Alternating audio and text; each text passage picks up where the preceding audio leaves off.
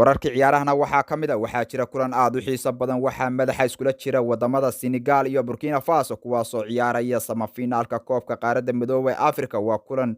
aad loo wada sugayo midkood baa waxay iska xaadirin doontaa finaalka koobkan qaaradda Midowga Afrika waa labada kooxood mid walba waxay adeegsan doontaa hubkeeda ciyaaraha iyadoo mid walba dagaal u galayso siday midka kale uga taqalusi lahayd waxayna noqonaysaa ciyaar aad u adag labada xul mid walba waxay rabtaa inay midka kale afka dhulka ugu jiido ciidda garoonkana ay cunsiiso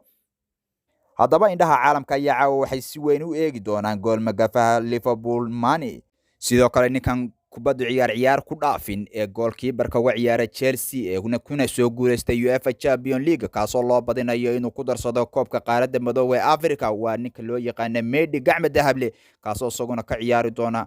goolkiibarka uga ciyaari doona dalka Senegal